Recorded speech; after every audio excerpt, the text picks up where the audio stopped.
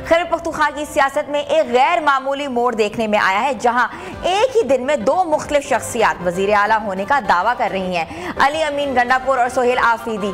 ये सूरत हाल उस वक्त पैदा हुई जब खैबर पख्तूनख्वा असेंबली ने पाकिस्तान तहरीक इंसाफ PTI के रुकने सोहेल आफरीदी को नया वजीर आला मुंतखब कर लिया। हालांकि गवर्नर खैबर पख्तूनख्वा फैसल करीम कुंडी ने अभी तक अली अमीन गंडापुर का इस्तीफा कबूल नहीं किया।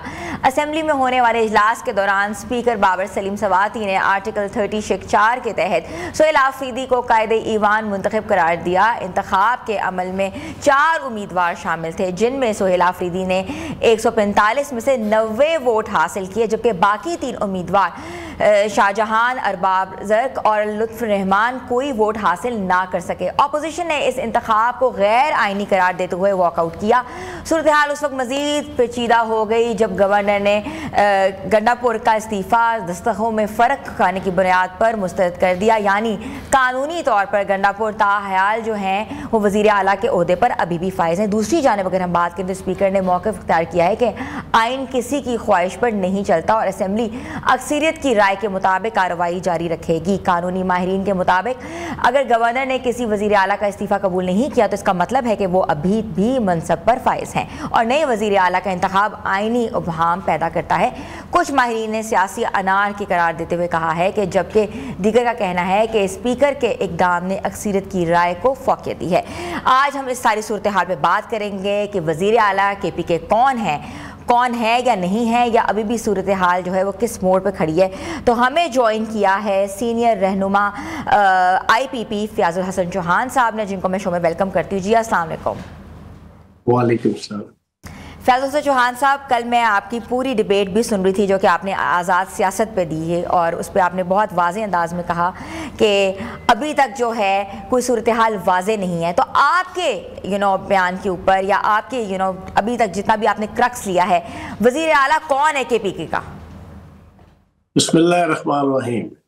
देखें, अभी तक तो वज़ीर आला अली अमीन गंडापुर साहब हैं और आपके सामने कल भी मैंने एक पॉडकास्ट में ये कहा था जो आपने देखा कि आइन का आर्टिकल 130 का सब सेक्शन 8 के तहत आपको याद होगा 2022 के अंदर जब उस्मान बुज़दार का रिजाइन एक्सेप्ट नहीं किया था उमर सरफराज चीमा साहब ने, जो PTI के गवर्नर थे चौधरी सरवर साहब की जगह, तो उस वक्त PTI ने जनाब सोशल मीडिया पे एक तूफान मचाया हुआ था कि क्या खूबसूरत स्ट्रोक खेला है उमर सरफराज चीमा ने और ये और वो और फला। अब वही वाला स्ट्रोक जो है वो कुंडी साहब ने खेला है, तो ये कहते हैं जी कि आइन को पामाल कर दिया, कानून को पामाल कर दिया, एथिक्स को कर दिया।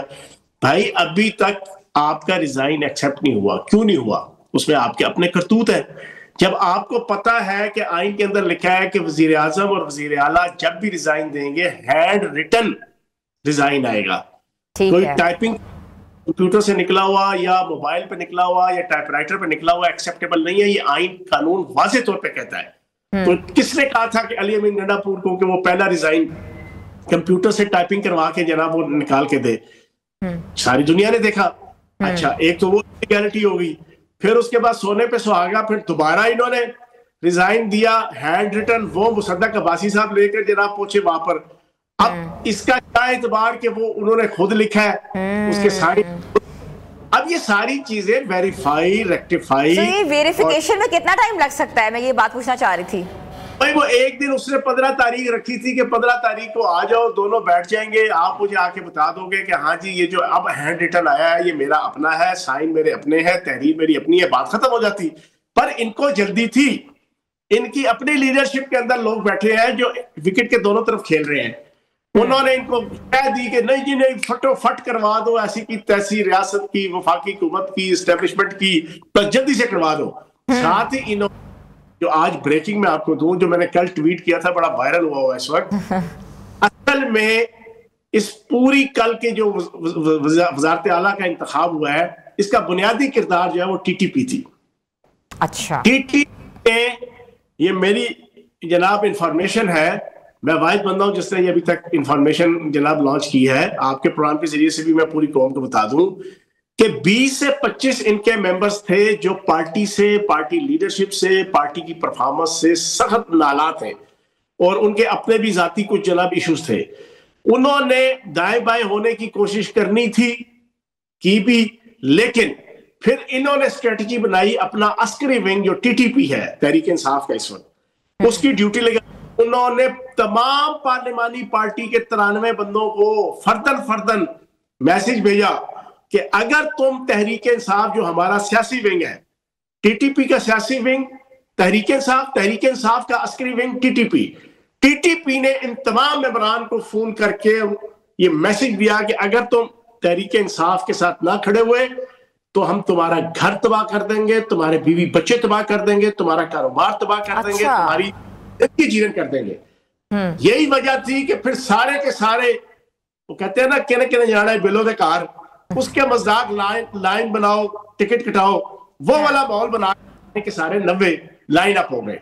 लेकिन मैं एक बात कहूंगा कि जब आपका ये वजीर आला अपने तौर पे इन्होंने गैर आईनी मुंतखब कर लिया, उसकी तकरीर पूरी कौम ने देखा कि अलावा कुछ नहीं है। उसने कहा भाड़ में जाए तामीर और तरक्की सूबे की, भाड़ में जाए रोजगार दिलवाना, भाड़ में जाए ज़राअत, सनत, तिजारत, तालीम, मुल्क के जना सूबे की बेहतरी। मैं तो आया हूं अपनी माशूक को छुड़ाने के लिए और मैं उसका बानी पीटीआई को, बिल्कुल, ये आपने कल भी बात में आपके पॉडकास्ट में सुन रही थी। अच्छा, आपने यहाँ भी जिक्र किया था कि सोहेल आफरीदी साहब कभी भी जो है वजीर आला नहीं बनेंगे। नहीं, देखो बात ये है, मैंने एक प्रेडिक्शन की, उस पर मैंने कहा कि मैं माफी मांगूंगा। अब मैं माफी मांगूंगा, लेकिन जो माफी है ना, उन्होंने रात को सोने नहीं देना इस पीटीआई वालों को भी, नकदा कोका की तहरीक को भी, और फिर बानी तहरीक इंसाफ को भी। जरा इनका फाइनल चीज देना, अभी दिल्ली हनूज दूर है। उसके बाद फिर मैं पूरी केपीके की आवाम से हाथ जोड़ के माफी मांगूंगा कि यार तुम लोगों की किस्मत अभी तक खराब है कि कोई कुक्कड़ लड़ाने वाला, कोई कबूतर उड़ाने वाला, कोई कबूतरबाज, कोई कुक्कड़बाज, कोई कुत्ते लड़ाने वाला, कोई चस की स्मगलिंग करने वाला, कोई मंशियात की स्मगलिंग करने वाला, वो तुम्हारा वजीर आला तुम्हारी किस्मत में लिखे हुए हैं। इससे मैं माफी मांगूंगा, ये करूंगा मैं पूरा एपिसोड। अच्छा, फयाज हसन चौहान साहब, यहाँ एक बहुत इंपॉर्टेंट सवाल ये है कि फोर फ्रंट पे जो लोग हैं, जैसे सीनियर रहनुमा हैं पीटीआई के, तो उनको क्यों नहीं ये मौका दिया जाता? पीछे से ऐसे लोग जो कि बैक फ्रंट पे बैठे होते हैं, उनको आगे बड़ी पोजीशंस पे लाके खड़ा कर दिया जाता है, क्यों?